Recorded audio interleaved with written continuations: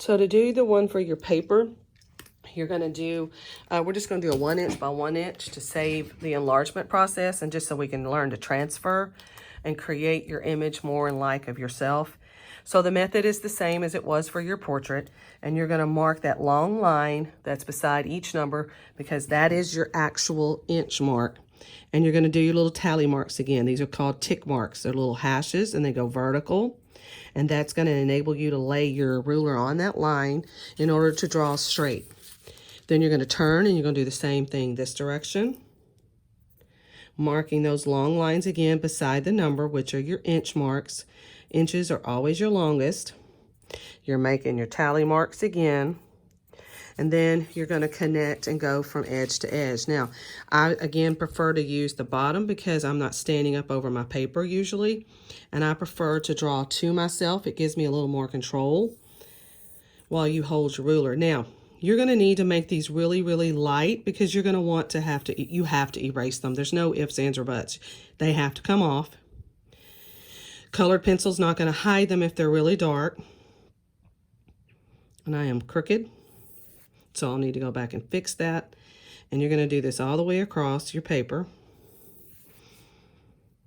And if it's not showing up, then that means I'm doing it lightly as I should be, rather than having it dark.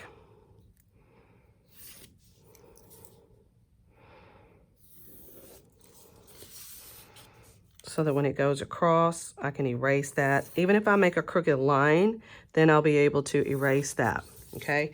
So that it doesn't look like this one. You can see the difference between the two pages. This is what you don't want. You really want them to be barely visible. Then you're gonna do your other side so that you have, again, 1 inch by 1 inch. Your ruler should fit your paper, so you shouldn't have any problems with that being not working for you. And that's what you do. Then when you get finished, you're gonna have the same amount of boxes on this paper that you have on your photo. And because I have 6 boxes on mine, then I'm gonna go ahead and I'm gonna move over 2 spaces because your paper is 9 by 12. So that means you're gonna have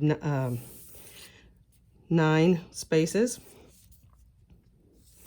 So I'm gonna move in and I'm gonna do 1, 2,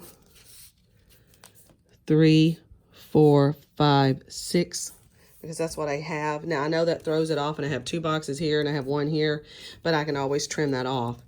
And then I'm gonna do my letters down the side, and that's gonna allow me to guide that. All right.